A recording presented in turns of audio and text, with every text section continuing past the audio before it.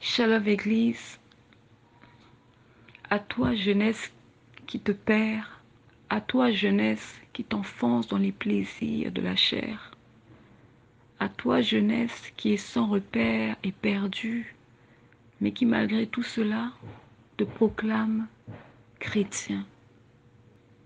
Écoute et que le Seigneur parle à ton cœur. La différence entre celui qui va passer toute une nuit à veiller, en train de chercher la face de Dieu dans des prières, dans des jeûnes, et celui qui va passer toute une nuit dans une boîte de nuit à danser sur de la musique profane. Voici la différence. Celui qui passera toute sa nuit dans la présence de Dieu recevra la connaissance de Dieu, recevra la parole de vérité qui l'affranchira, recevra des grâces multiples qui vont contribuer à l'avancement de sa marche chrétienne, approfondira sa relation avec Dieu, connaîtra davantage le Dieu qu'il sert. Dieu déversera la paix dans son cœur. Le Seigneur va renouveler ses pensées, régénérer son intelligence. Le Seigneur mettra des projets dans son cœur à réaliser. Le Seigneur le réconfortera. Le Seigneur le fortifiera. Et le Seigneur lui dira, sois sans crainte, car je suis avec toi. Ne promène pas des regards inquiets, car je suis celui qui combat contre tes adversaires. Sois en paix. Alléluia. Celui qui passe toute une nuit dans la présence de Dieu est capable de te dire ce qui peut t'arriver dans 1 mois, dans 2 mois. Est capable de te donner des orientations pour réussir dans ce que tu veux entreprendre. Parce qu'il était dans la présence du Tout-Puissant, de celui qui a créé les cieux et la terre. Il était dans la présence de celui-là qui détient nos souffles de vie à tous. Bon comme mauvais. Amen. Tandis que celui qui va passer toute une nuit dans une boîte de nuit à danser, aller draguer les filles, et vice-versa, n'a rien gagné au fait. N'a rien gagné. Il détruit sa vie. Pourquoi? Je t'explique. Le salaire du péché, c'est la mort. La boîte de nuit, c'est un lieu impur. La boîte de nuit, c'est un lieu de débauche. La boîte de nuit, c'est un lieu dans lequel il n'y a pas de sécurité. Une bagarre peut se produire et de cette bagarre, elle peut se terminer en sang. C'est-à-dire qu'il peut y avoir des morts suite à cette bagarre. Dans la boîte de nuit, une fille rencontre un homme et le même soir, elle couche avec lui. Elle peut attraper le sida ou encore une maladie sexuellement transmissible. Ou encore, elle peut tomber enceinte. Ce n'était pas prévu. Mais ça se passe dans la boîte de nuit, dans des lieux impurs, dans des lieux qui appartiennent au diable, dans des lieux que lorsque tu entres à l'intérieur, tu es captif. Le diable te saisit et tu perds ton bon sens. Le peu d'argent que tu avais, tu vas le claquer en boîte de nuit, tu vas le finir en boîte de nuit. Pourquoi? Parce que tu voulais une place VIP. Pourquoi? Parce que tu voulais faire du m'as-tu vu. Pourquoi? Parce que tu voulais impressionner les filles. Il n'y a rien de bon dans la boîte de nuit. Rien. Mais passer du temps dans la présence de Dieu va te donner la vie dont tu as besoin, la vie de Dieu. Amen. Jeunesse, toi qui te dis être chrétien, crains l'Éternel.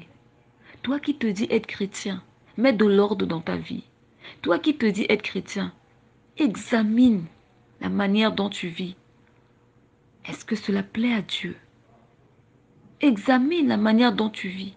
Quand tu ouvres ta Bible, est-ce qu'elle reflète la manière dont Dieu aimerait que tu vives sur terre ici-bas.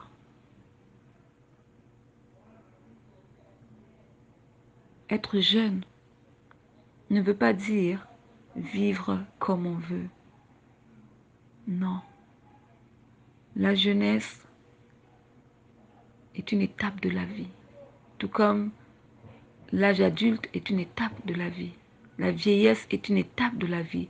Tous les âges que nous avons, de 0 à 80 ans, de 0 à 100 ans, sont des étapes de la vie. Et pour chaque étape, nous avons besoin de sagesse, nous avons besoin d'intelligence, nous avons besoin de l'Esprit de Dieu afin qu'il nous guide dans toute la vérité.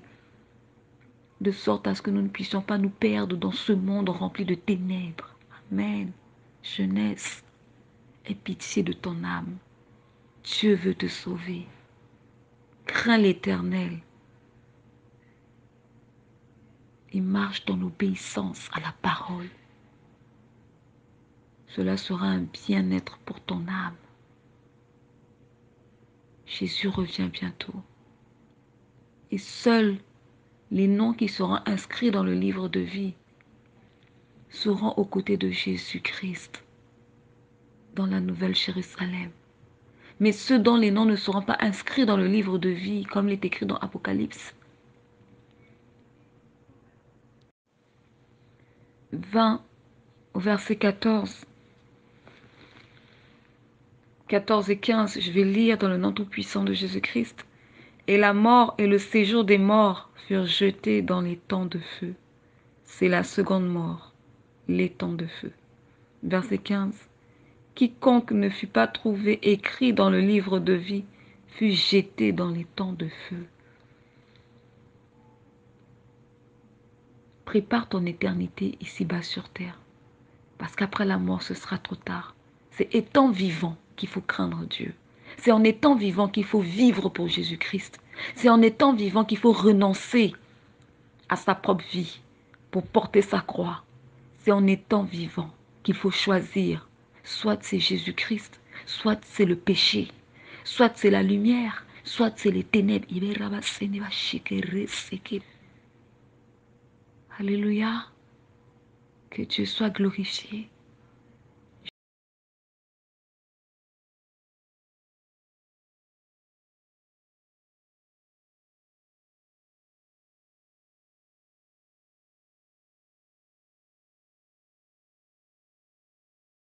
Jésus t'aime.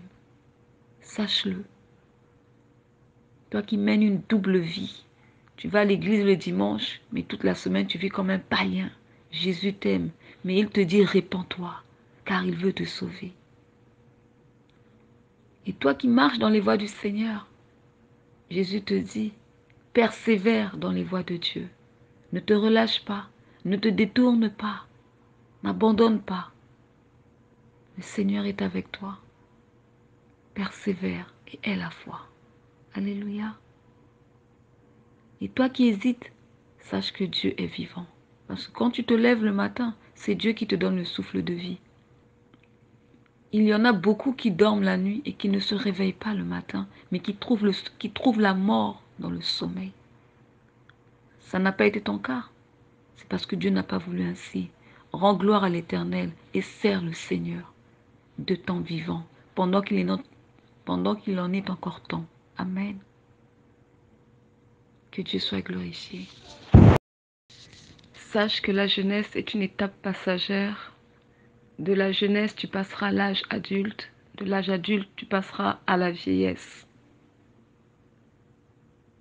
Mais voici ce que le Seigneur te dit à travers son serviteur, l'apôtre Paul. Nous allons lire dans l'épître de 2 Timothée, à partir du chapitre 2 au verset 22. Je lis dans le nom tout-puissant de Jésus-Christ. Fuis les passions de la jeunesse et recherche la justice, la foi, la charité, la paix, avec ceux qui invoquent le Seigneur d'un cœur pur. Alléluia. Dieu veut que tu te préserves, jeunesse. Dieu veut que tu te gardes pur pour le servir. Dieu veut que tu sois un modèle au milieu de cette génération perverse. Dieu veut que tu sois cette lumière qui brille par les bonnes œuvres. Dieu veut qu'à travers la vie que tu mènes sur terre, tu puisses emmener beaucoup d'autres jeunes à Christ. À travers la vie de sainteté que tu mènes sur cette terre, que tu puisses montrer à la jeunesse qu'il est possible de vivre Christ en s'abstenant, en vivant dans la chasteté, qu'il est possible de vivre Christ tout en étant jeune et en s'éloignant des plaisirs de ce monde, en se préservant de la convoitise des yeux. Alléluia. C'est possible. Tant que tu permets au Saint-Esprit de te transformer, tant que tu donnes la place à Jésus-Christ dans ta vie, tant que tu donnes la première place à Jésus-Christ dans ta vie, comme il est écrit dans Matthieu 6, 33, recherchez tout d'abord le royaume des cieux et sa justice, et le reste vous sera donné par-dessus. Alléluia. Je termine avec ce passage dans 2 Corinthiens. Nous allons lire la parole, car la parole c'est la vie. Pierre a dit à Jésus, à qui irions-nous? Tu as les paroles de la vie. La personne qui se détourne des préceptes, des lois et ordonnances, la personne qui se détourne des voies du Seigneur méprise son âme. La personne qui refuse de marcher selon les commandements de Dieu, cette personne, sans le savoir, a signé son arrêt de mort. Car c'est Jésus qui donne la vie éternelle, c'est Jésus. Car Jésus-Christ est le chemin, la vérité et la vie. Alors 2 Corinthiens chapitre 6, à partir du verset 24, pardon, à partir du verset 14 jusqu'au verset 18, je vais lire dans le nom tout-puissant de Jésus-Christ. Ne vous mettez pas avec les infidèles sous un joug étranger, car quel rapport y a-t-il entre la justice et l'iniquité? Quel rapport, mon frère, ma sœur, y a-t-il entre la corruption et la justice? Alléluia.